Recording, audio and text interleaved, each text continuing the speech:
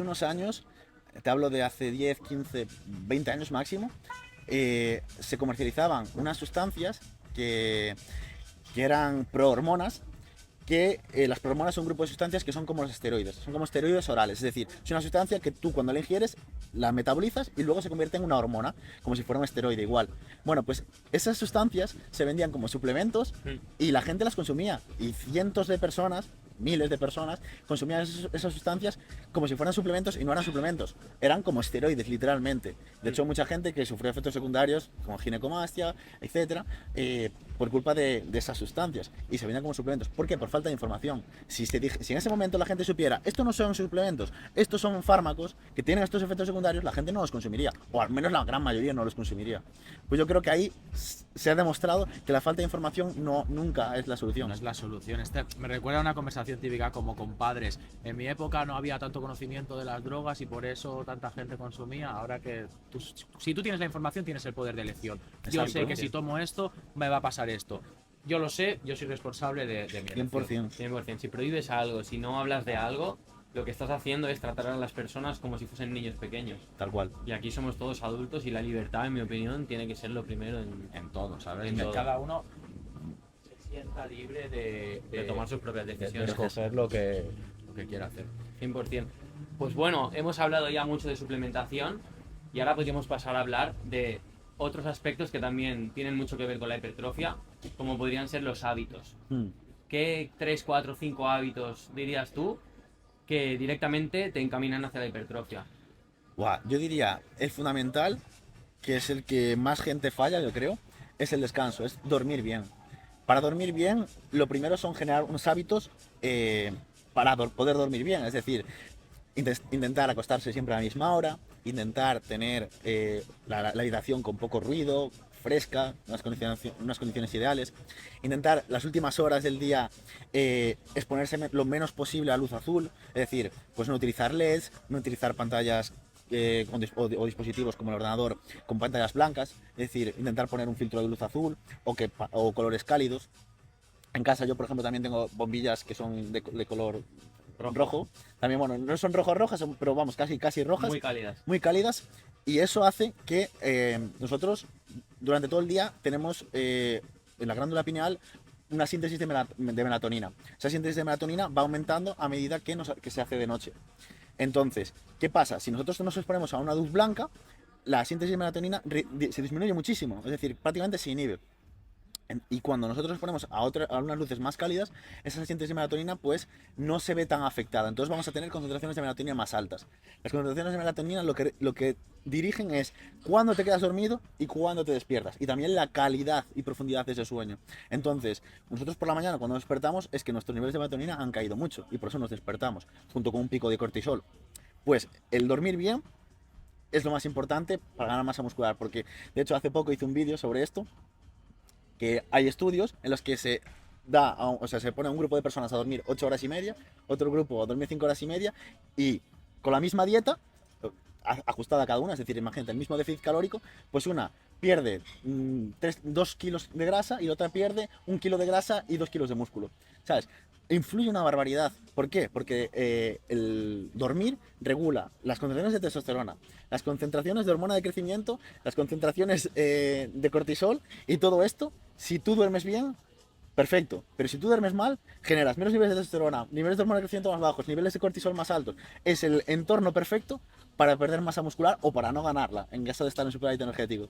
Una noche sin dormir es lo que tengo entendido que es lo que hace que más desciendan los niveles de testosterona en el corto plazo. La, la, es fundamental. O sea, literalmente, ya no solo por los niveles de testosterona, que digamos que se van segregando a pulsos durante el día, sino porque al final baja de media y a medio plazo, o sea, tú no ganas masa muscular porque tengas un pico de testosterona y ya está, sino que al final las concentraciones de testosterona van así. ¿Qué pasa? Que si tú empiezas a sintetizar menos, va a empezar a hacer esto, vas a empezar a ir para abajo y bajan tus niveles de testosterona.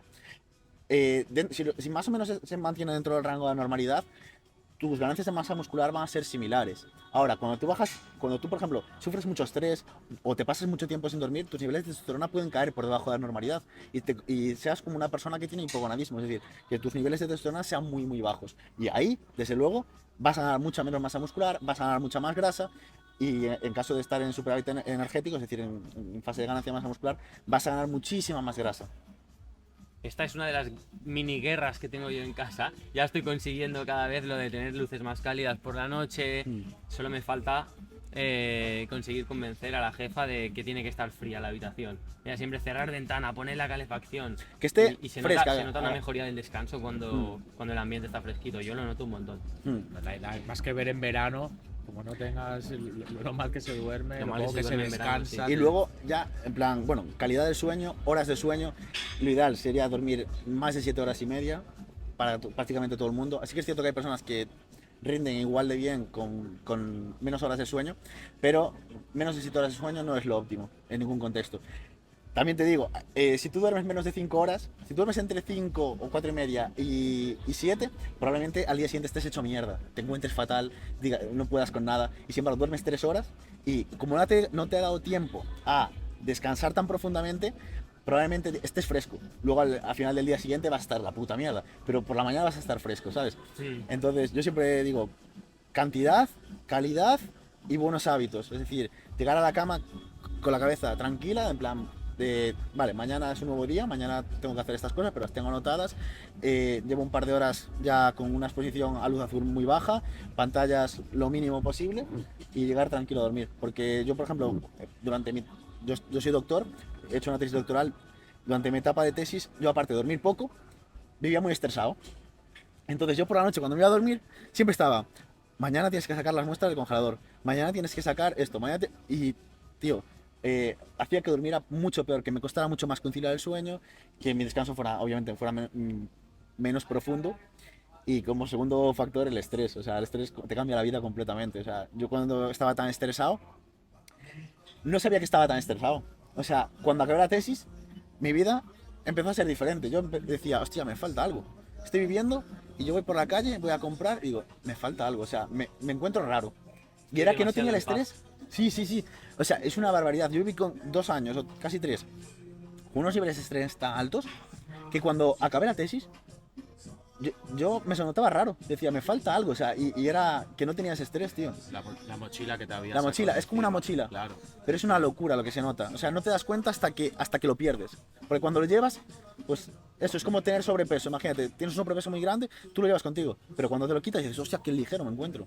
No, yo te quiero preguntar una cosa, porque él siempre me lo dice a mí, que él no rinde si no duerme sus 8 horas, pero él dice que yo sí que para mí es diferente, que yo con muchas menos horas rindo.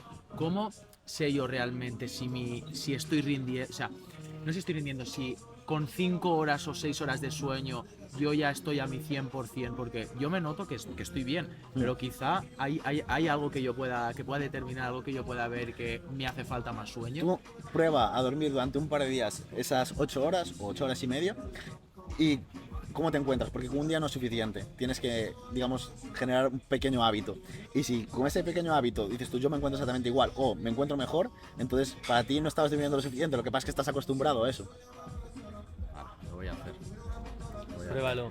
Sí, lo voy Yo siento que suelo estar, porque la vida ahora mismo no me da para más, 8 horas en la cama, pero teniendo en cuenta que los ciclos del sueño son de hora y media y Sí. tal, al final estás, calculo yo que 7 horas y media, ¿no? de sueño, pero si yo cuando sea por lo que sea puedo dormir 9, no noto ni un resquicio de fatiga al día siguiente. Que yo noto que me beneficio de dormir 9 horas. Lo También- que pasa es que no puedo, es una maldición en realidad, ojalá pudiera dormir 2 horas y estar Ya, pletórico. eso también es, los ciclos de sueño influyen mucho en cómo te despiertas. Es decir, si tú has acabado tu ciclo de sueño completo y te despiertas antes de empezar un nuevo ciclo, te vas a despertar fresco. Ahora, como justo te despiertes por lo que sea, porque te tocan el timbre, porque hay un ruido, lo que sea, y te despiertan en medio del sueño profundo, O el despertador. o el despertador, O la alarma a saco. sí, y te despiertan en medio del sueño profundo, te despiertas como si te hubieran pegado una paliza. O sea, te despiertas como con resaca, mucho más cansado. Eso es así. Y por eso muchas veces pues necesitamos café para espabilar. ¿Cómo te despiertas tú? Yo no, salvo que tenga algo programado, es decir, tienes que grabar a las 9 en el Icon, o tienes que tal, yo no me pongo alarma. Desde hace casi 2 años solo me pongo alarma cuando me toque despertar a una hora concreta porque tengo que hacer algo. Si no, dejo que me despierte, dejo la persiana un pelín abierta y dejo que me despierte la luz. Qué bueno. Yo lo intento. A ver, yo no he notado muchísimo y porque también tengo la posibilidad de hacerlo ahora. Yo antes no, antes era despertador y ya está, pero ahora nunca me pongo la alarma. Me voy a dormir, pues normalmente siempre intento irme a dormir 11:30, si se me hace más tarde 12, pero siempre intento irme a dormir más o menos a la misma hora y siempre me despierto a la que me pida el cuerpo, porque si un día me ha acostado más tarde, a lo mejor el día siguiente me despierto una hora más tarde. No, no pasa nada, puedo hacerlo. Que suele ser cuando sale el sol y te despierta la luz. Sí, tarda un poco más, pero sí, porque ¿Cuáles serían las mejores horas para el sueño? siempre que coincida con el ritmo circadiano, con el ritmo de luz solar. Es decir, dormir cuando no hay luz y estar despierto cuando hay luz. Qué lógico, ¿no? En Sí. realidad. Claro. Pero. Sí. Sí, sí. Entonces, de hábitos para mejorar la hipertrofia. Esos dos, el estrés, mantener el estrés a raya y Llevamos mejorar el descanso. el sueño, el descanso, el estrés. Luego te diría, para optimizar la hipertrofia, cuando hablamos de ganancia de masa muscular, es establecer comidas. Establecer, imagínate, pues 4 comidas al día, 5 comidas al día. Intentar hacer un reparto equitativo de la proteína. Eso es algo que a mí me sale natural porque llevo muchos años haciéndolo, pero más o menos todas mis comidas tienen pues entre 30 y 45 gramos de proteína. Siempre. Netos. Sí, todas mis comidas. Y normalmente pues suelo hacer 5 comidas. Algunas veces sí que, algunas veces ahora, pocas veces, pero algunas veces sí que hago ayuno intermitente y a lo mejor dejo 14, 15, 16 horas hasta la primera comida y luego pues la junto un poco más o junto un poco, imagínate, la cena con el precama porque siempre me gusta hacer cena y precama, como separarlo un poco, pero yo sí que te diría que suelo hacer 5 comidas y todas de ellas entre 30 y 45 gramos de proteína por comida. Las grasas más o menos también las reparto de forma más o menos equitativa, no clavadas, pero más o menos. Y los carbos sí que yo, para mí, me da un poco igual. Hay personas que sí que meter carbos, o sea, antes y después de entrenamiento puede ser más óptimo. Yo no me preocupo mucho de eso, lo reparto a mí un poco más o menos a ojo. Pero vamos, lo más importante diría que es eso, establecer las calorías que tú quieres para tu dieta, que no, pues si es una ganancia de masa muscular tienes que establecer un superávit y repartir la proteína de forma equitativa, porque hay mucha gente que a lo mejor no tiene conceptos de nutrición y a lo mejor pues eso, en el desayuno no te mete nada de proteína, en la comida te mete 60 gramos de proteína, en la merienda no te mete proteína y en la cena te vuelve a meter otros 80 gramos de proteína, ¿sabes? Y no es lo óptimo. Si hablamos de lo óptimo sería hacerlo así. Entonces, digamos que el ayuno tiene sus beneficios, pero de manera puntual. Como norma, mínimo 5, o sea, que la proteína esté dividida en 5 Sí. tomas al día. Sí, porque ¿sabes qué pasa? Lo óptimo a nivel de cantidad de proteína por comida sería entre 0,4 y 0,5 gramos de proteína por comida, por peso corporal. Entonces, claro, para mi peso corporal sería pues entre 30 y 45, más o menos. Con menos, también vas a sintetizar masa muscular, por supuesto que sí, pero ¿qué pasa? No vas a generar un pico de síntesis proteica máximo y luego mantenerlo en el tiempo, porque una vez que nosotros digerimos la comida, asimilamos los aminoácidos y los aminoácidos pasan al torrente circulatorio, etcétera, etcétera, y se va empleando para la síntesis proteica, la síntesis proteica es un proceso que no es lineal, es decir, se genera un pico, ese pico luego va disminuyendo poco a poco, hasta próxima ingesta de comida, donde se vuelve a elevar ese pico y continuamente. Entonces, si tú metes mucha proteína o toda la proteína del día en una comida o 2 comidas, generas un pico, pero que ese pico va a ir cayendo. Y luego el resto del tiempo, tu cuerpo no está sintetizando proteínas y está oxidando proteínas, pero no está sintetizando proteínas para reparar tu tejido muscular, que es lo que te interesa. La síntesis proteica siempre va a estar y la degradación de proteínas siempre va a estar. Pero si hablamos de síntesis de proteica miofibrilar, que es la del tejido muscular, pues digamos que siempre tienes una ventana de 3-4 horas donde la síntesis va a estar por encima de la degradación y por lo tanto vas a estar regenerando o ganando masa muscular. Por eso es interesante repartir las comidas y repartir la proteína para generar esos picos que al final generen pues un superávit. Entonces, ¿tendría sentido comer durante la noche? Porque, Eh, ahora que has dicho esto, me he imaginado la curva bajando sí. durante 8 horas.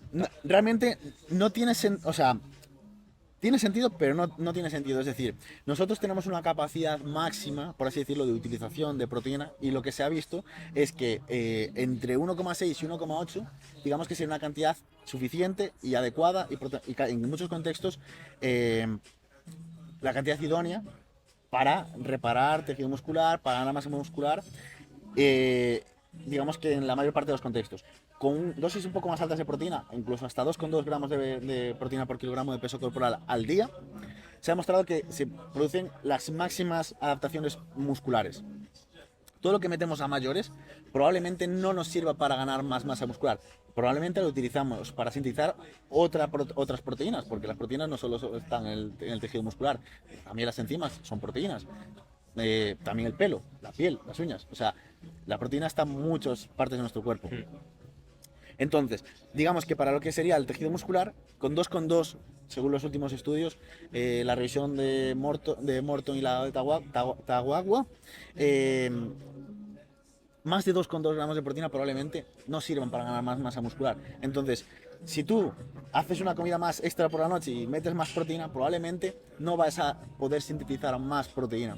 De hecho, al final, como te digo, es un pico, genera una caída. En algún momento, a las 3, 4, 5 horas, esa caída de la síntesis proteica va a ser inferior a la degradación de las proteínas, que constantemente estamos degradando, pero no pasa nada. O sea, lo que es importante es que los picos sumen más que esas degradaciones. El Vale. recuento total. El recuento total es como si tú ganas todos los meses 1.000 euros, pero te gastas 800. Bueno, pues al final ganas 200 al final de mes. Entonces un solo picazo ya podría salir de los números, ¿no?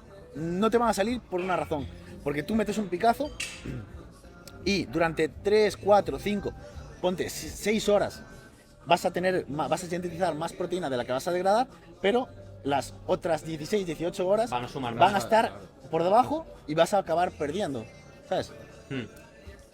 Entonces ahí vemos siempre lo que es la guerra esa, ¿no? Entre salud, que quizá comer menos sí que es más...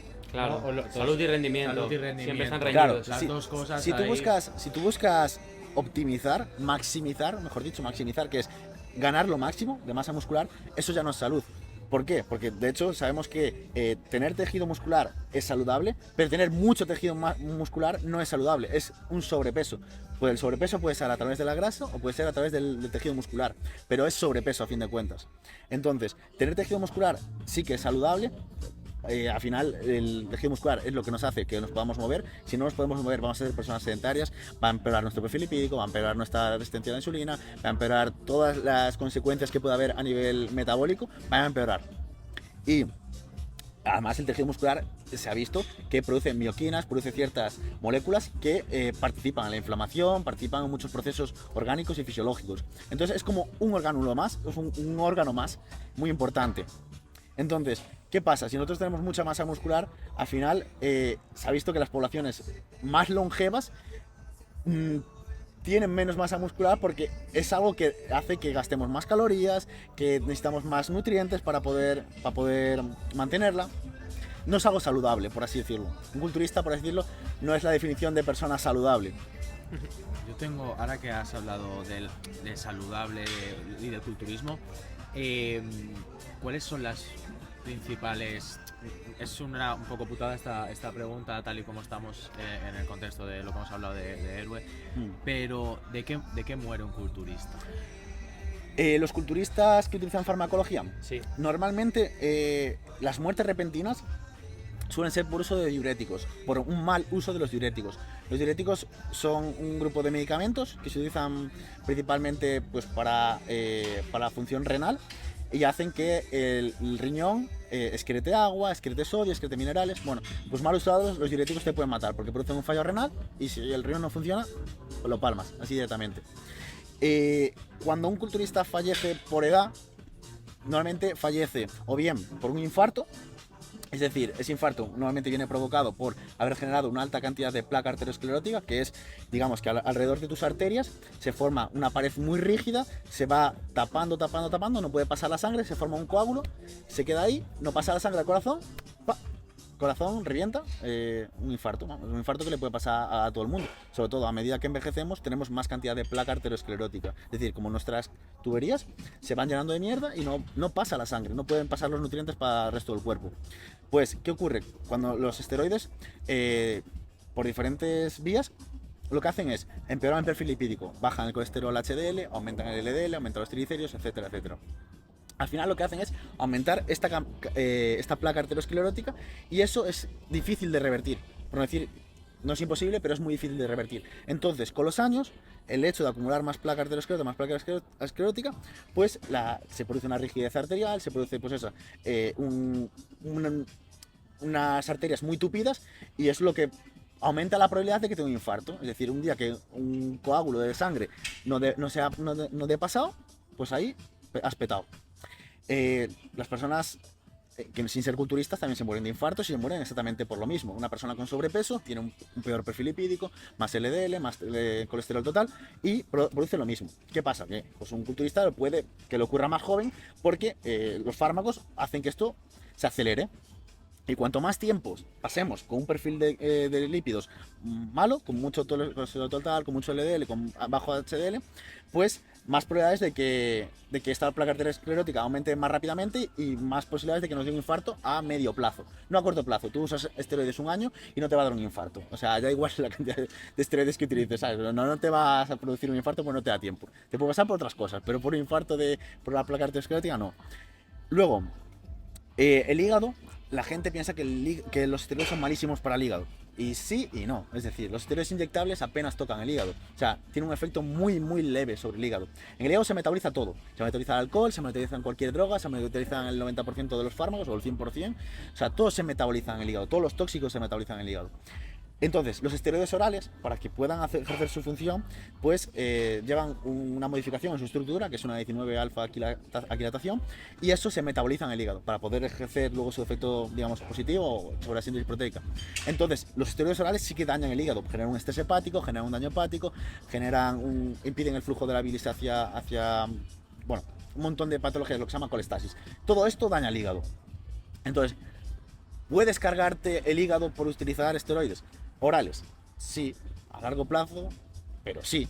Realmente es muy difícil morir por un problema hepático provocado por los esteroides, porque realmente el hígado tiene una capacidad de regeneración muy alta, o sea, es muy, muy difícil. Ahora, si tú, por ejemplo, tienes una predisposición genética de tener un cáncer en el hígado, un adenoma, el hecho de utilizar sustancias, sobre todo de hormona de crecimiento, que es otro grupo de sustancias o otra sustancia que no actúa por la misma vía que los esteroides, pero que normalmente se mezclan, se meten esteroides, se meten hormona de crecimiento y hacen, pues, digamos, el combo. Pues la hormona de crecimiento lo que hace es facilitar el crecimiento de prácticamente todo. O sea, cualquier tipo de cáncer lo acelera, porque aumenta el crecimiento celular, básicamente. Entonces, en el caso de tener una predisposición genética a un cáncer y tú usar dosis suprafisiológicas de hormona de crecimiento, pues sí, potencias o aceleras ese cáncer. Tú puedes tener un cáncer y que no te pase nada hasta los 50 años, que es cuando te salga, pero tú a lo mejor utilizas hormona de crecimiento, mucha cantidad de hormona de crecimiento, y ese cáncer, en vez de salirte a los 50, te sale a los 40 o a los 30. Entonces, por eso te puedes morir.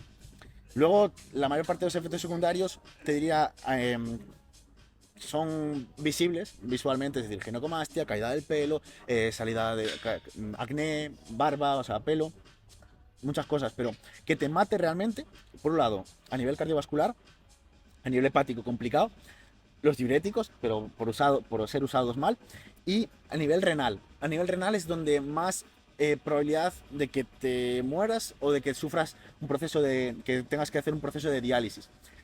Tú cuando metes esteroides lo que provocas es una hipertensión arterial, provocas un estrés renal en los riñones, que tenemos dos, y con medio riñón podíamos funcionar, pero con los años vamos dañándolos, vamos perdiendo capacidad de filtración. Los riñones básicamente lo que hacen es filtrar la sangre, quitan la mierda, quitan la urea, las quitamos por la orina, etc. Bueno, pues aunque tenemos dos riñones, si los metemos mucha tralla a lo largo de nuestra vida por nuestro estilo de vida o por el uso de esteroides que provocan un estrés renal muy grande, a medio largo plazo, te diría más largo que medio, pues te puedes morir, porque si te fallan los riñones, palmas. Y si te lo detectan a tiempo, pues puede que tengas que estar conectado a una máquina en diálisis y que te estén limpiando la sangre, pues una máquina, o varias veces a la semana, que te tengas que estar conectado 1 hora o 2 horas a una máquina que te limpie la sangre, porque tus riñones no son capaces de hacerlo, o necesitas un trasplante. O sea, locura eso. son efectos secundarios muy graves que yo creo que esto no le incentiva a nadie a usar farmacología. Saberlo está bien. Hay gente que pensará, los esteroides no son tan malos como la gente se piensa. Pues depende. A corto plazo probablemente no te vaya a matar. Es decir, tú por pegarte una borrachera no te vas a morir. Por fumarte un paquete de tabaco durante un año no te vas a morir. Los esteroides es lo mismo. O sea, lo único que te puede matar a corto plazo es, como te digo, son los diuréticos. Que tomas 3 pastillas mal tomadas y te vas para el nicho. Ya está. Porque por hacer el canelo, por no saber utilizar los diuréticos. Pero los esteroides, tú puedes utilizar dosis moderadamente altas de esteroides y que no te pase nada hasta dentro de 5 o 10 años. Ahora, si tú usas mal esteroides durante 10 años, ya te aseguro yo que el riñón lo vas a tener petado y probablemente acabes en diálisis o con una función renal muy baja, de un 30%.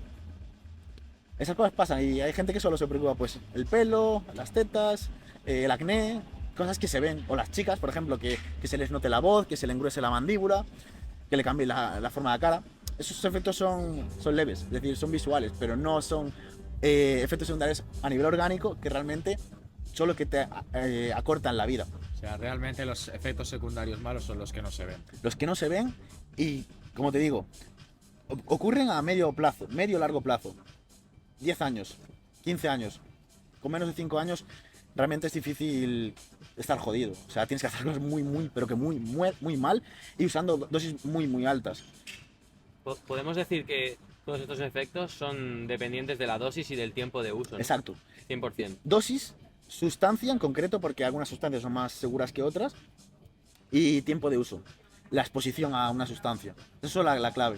Por eso, pues hay personas que dicen, "Buah, estas sustancias no tocarlas, nunca". O sea, aunque quieras usar esteroides, esta no la toques, esta no la toques, esta no la toques. Dosis, no superar X cantidad. Cada persona utiliza una cantidad diferente, pero se abusa. No es que se use, muchas veces es que se abusa. Y luego el tiempo, es decir, no es lo mismo hacer un ciclo al año, como se hacía antes, o 2 ciclos al año. Nada, hago 8 semanas y luego otras 8 semanas. Vale, un tiempo de uso muy pequeño. Ahora lo que se hace muchas veces es usar durante más tiempo o usar todo el año. ¿Qué está bien? Pues cuanto menos uses, mejor. Cuantas sustancias uses, cuantas menos sustancias uses también, porque casi todas las sustancias de los esteroides funcionan por la misma vía. Es decir, los esteroides todos son derivados de la testosterona y todos ellos interactúan con el receptor androgénico, que es lo que hace que aumente la síntesis proteica y que, vamos, la ganancia de masa muscular. Bueno, pues con utilizar 1 o 2 más que suficiente, porque ¿para qué vas a utilizar 5 si todos van a funcionar por la misma vía? Si te pasa algo, no sabes por culpa de cuál es. Haces un efecto cóctel que no está investigado, es decir, tú mezclas 5 cosas y no sabes qué es lo que está pasando ahí. Entonces, por eso lo más seguro es utilizar 1 o con mucho 2 sustancias, y cuanto menos mejor. Y bueno, si no usas mejor, pero vamos, que a las personas que usen farmacología me refiero. Te puedo preguntar, sin entrar en polémica, 2 sustancias de las cuales son más seguras y 2 de las cuales jamás se deberían tocar. Pues mira, la más segura es la testosterona. Tiene su lógica, nosotros la sintetizamos, pues simplemente utilizarla en dosis superfisiológicas va a ser más seguro que una sustancia que no generemos. Y la segunda más segura, te diría el Primobolan. Yo soy un poco friki también del mundillo, y el Primobolan posiblemente sea la sustancia, junto con la testosterona, más segura, porque se ha investigado en mujeres, se ha investigado incluso con dosis bastante altas, sin ofrecernos efectos secundarios tan heavy. Y las más heavies, perdón, te diría la trembolona, la famosa trembolona, que es como un esteroide pues muy potente, ¿no? Que es como el más potente de todos. Y te diría, pues, quizás la tritrembolona, que es como una trembolona triple, que es básicamente lo mismo. Y te diría, pues, la boldenona o la dihidroboldenona, que son todos derivados. O sea, de cada sustancia, pues hay diferentes ésteres y diferentes como formas, por así decirlo. Entonces la boldenona pues es una sustancia que, al igual que la testosterona, funciona también por efecto androgénico, pero se ha visto que produce más toxicidad a nivel renal. Pues boldenona, diroboldenona, pues similar. Son, te diría, trembolona y boldenona son las que más evitaría. Bueno, y los orales, es decir, las sustancias que, los esteroides que se toman por vía oral, que normalmente son más dañinos que los esteroides inyectables por el hecho de que al ser tomados por vía oral se metabolizan en el hígado y producen un estrés hepático. Pero sí que es cierto que hay esteroides orales que son un poco menos, o sea, son menos dañinos que pues eso, la boldenona o la trembolona. Y Adrián, en este rango entre los más seguros y los más peligrosos, ¿en qué punto se encontraría el famoso TRT? Es que el TRT es solo testosterona. El TRT, O sea, testosterona a unas dosis Sí. de TRT. claro, eso no sería dopaje. O sea, eso sería un tratamiento. Vale. O sea, la TRT, para O sea, que lo explico Bueno, sí, explícalo. La TRT es una terapia de reemplazo de testosterona, que puede ser tanto para mujeres como para hombres. Tanto los hombres como las mujeres tenemos testosterona. Lo que pasa es que tenemos una cantidad diferente. Entonces, la testosterona en hombres, digamos que podemos tener aproximadamente, podemos sintetizar, podemos crear aproximadamente, ponte, entre 60 y 80 miligramos de testosterona a la semana, cada hombre. Vamos a poner entre 50 y 70. Gente que dirá un poco más, gente que dirá un poco menos. Vamos a poner 70. Vale, pues normalmente lo que se hace es administrar la testosterona. Se puede administrar de diferentes formas, pinchándote, con parches, con geles que se echan por los hombros, por el cuerpo, y se asimila la testosterona. Incluso la hay en forma oral. Bueno, hay hasta forma nasal, rectal. O sea, testosterona hay en muchas formas, porque se ha investigado muchas formas, pero vamos, las más típicas: inyectado, en parches y geles, las más empleadas. Entonces, una terapia de reemplazo, por definición, es administrar la testosterona que tú sintetizarías de forma exógena. Perdón. Entonces, ¿quién tiene sentido utilizar una terapia de reemplazo hormonal? Pues alguien que tenga lo que se llama un hipogonadismo, es decir, que no pueda sintetizar tanta testosterona porque sus testículos no funcionan, porque su cabeza no funciona. Es decir, la síntesis de testosterona está mediada por los testículos y por el hipotálamo. Si falla algo y tu cuerpo no es capaz de sintetizar testosterona, pues tu nivel de testosterona va a bajar. Y eso va a tener una serie de consecuencias, no solo a nivel de composición corporal, no solo a nivel de masa muscular, de grasa y demás, sino a nivel emocional, por ejemplo, a nivel de los huesos. Es decir, se puede producir osteoporosis, se pueden producir, bueno, ciertas patologías bastante graves. Entonces, si tú no produces suficiente testosterona por tu patología, el reemplazar esa testosterona que tú no produces por una exógena te va a hacer bien y vas a estar sano, vas a ser una persona sana. ¿Qué pasa? Que hay personas que piensan que estando sanos meten testosterona afuera, le va a hacer un bien y no, se van a quedar igual. Reformulo la pregunta. Uno no necesita TRT, uno ya está produciendo más o menos sus cantidades fisiológicas con las que tiene una vida, podríamos decir, plena, Sí.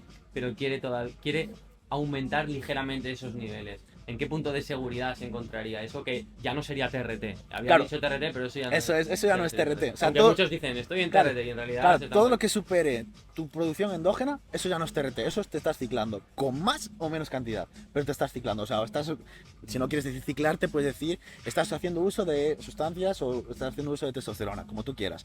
Entonces, a más testosterona metas, obviamente vas a ganar más masa muscular por sacar la testosterona fuera de rango, vas a ganar más masa muscular, vas a mejorar más tu composición corporal, y a más cantidad, más efectos secundarios.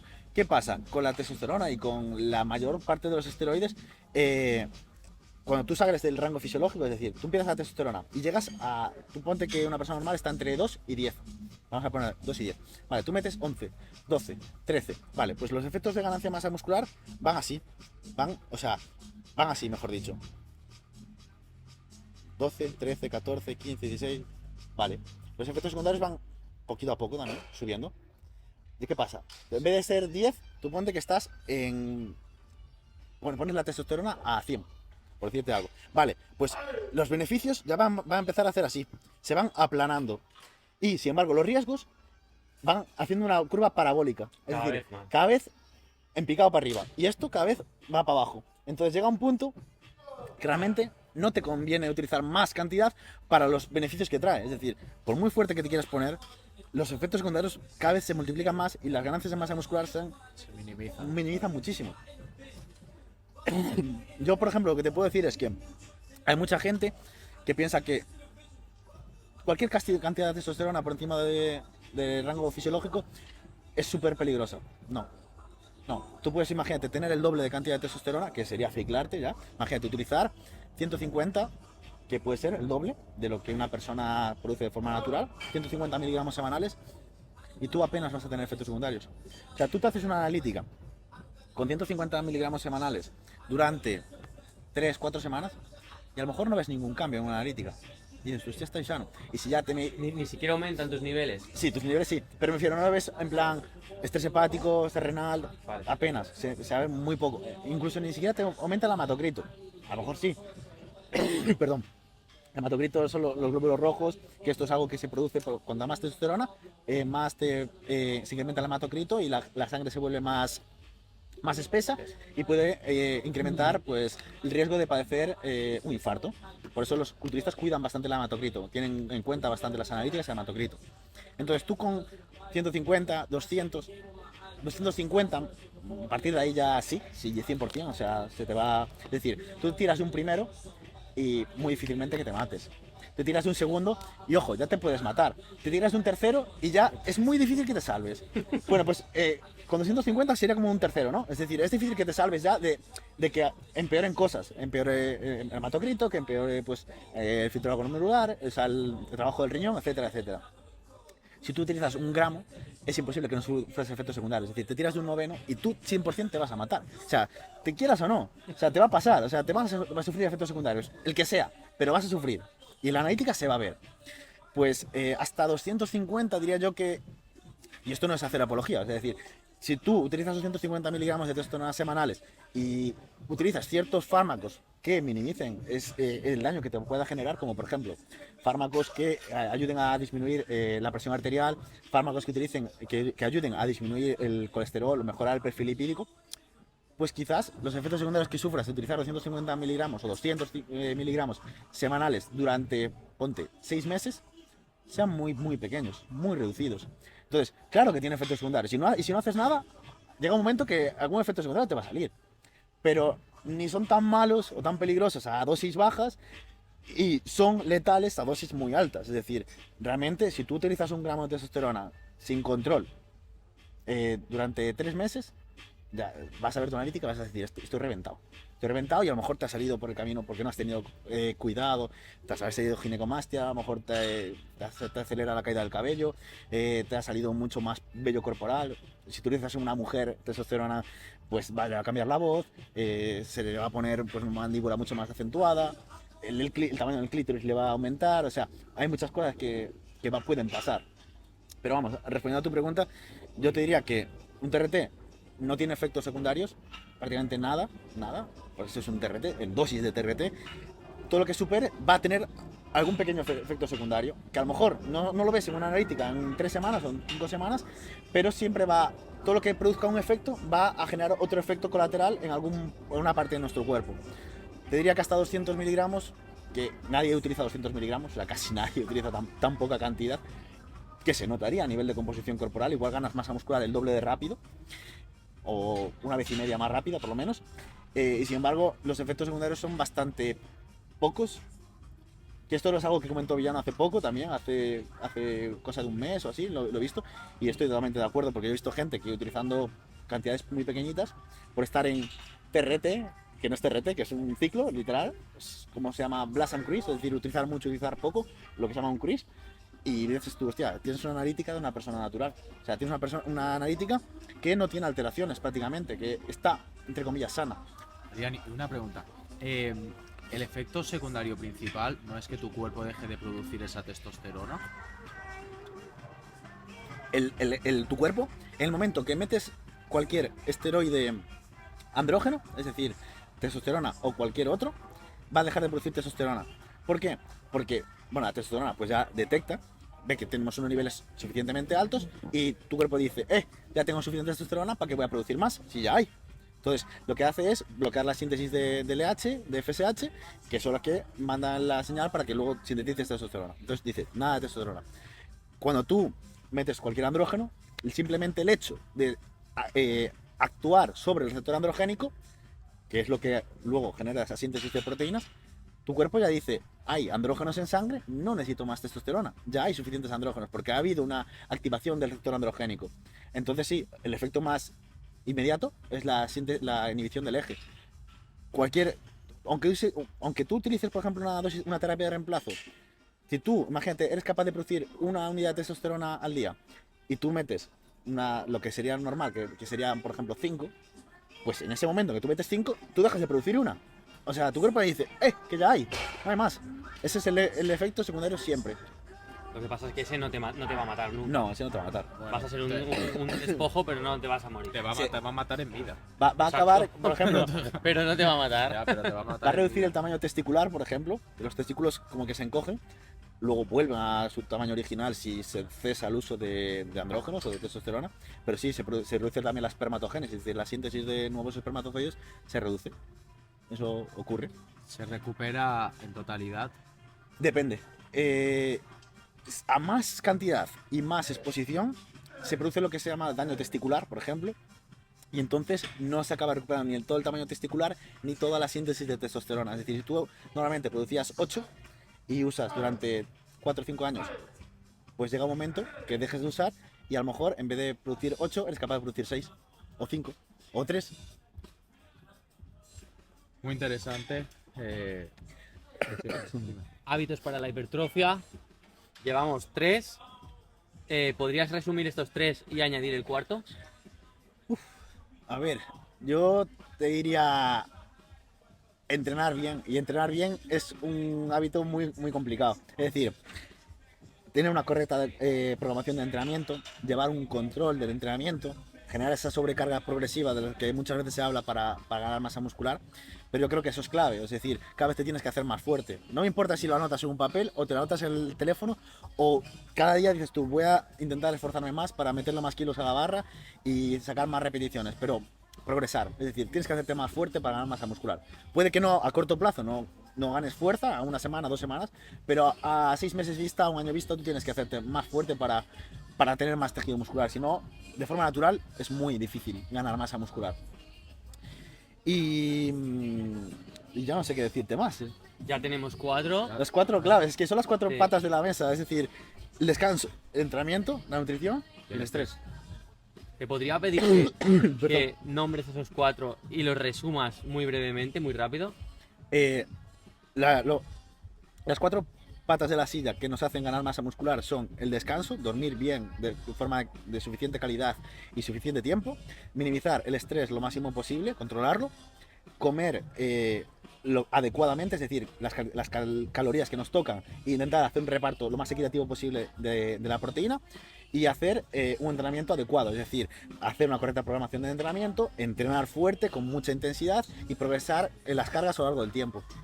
Brutal. Vale, Adrián, podríamos seguir 3 días seguidos porque la verdad me está pareciendo un podcast súper interesante, pero vamos a pasar a la ronda de preguntas rápidas. ¿Nacor? Vale. Se las haces tú. ¿La quieres hacer tú? No, hazlas tú. Vale. ¿Estás preparado?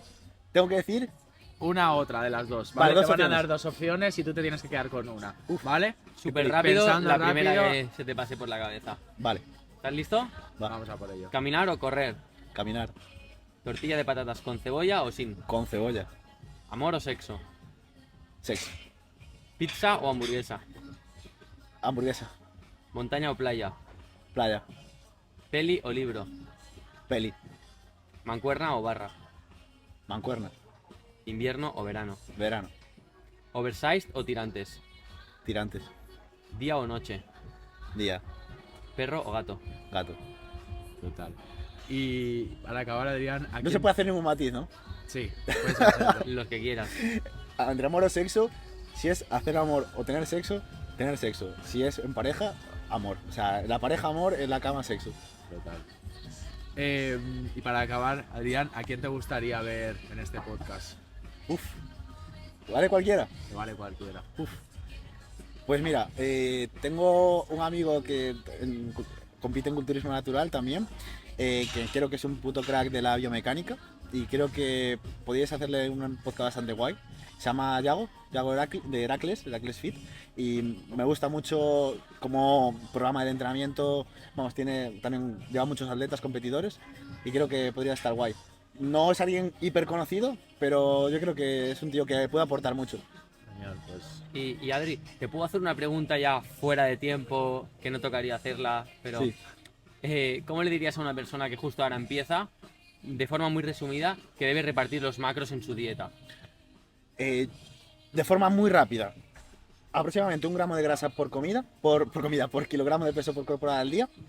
De proteína, entre 1,6 mínimo y 2,5 máximo. Y el resto hidratos de carbono. Y digo 2,5 porque a lo mejor con 2,2 es suficiente, pero una persona novata va a tener que generar más daño muscular y se va a poder aprovechar de una cantidad de proteína un poquito más alta. Y el resto, hasta llegar a las Las calorías. calorías que esté pautada, sea para ganar masa muscular o para perder grasa, que él tenga que establecer previamente, pues todo hidratos de carbono.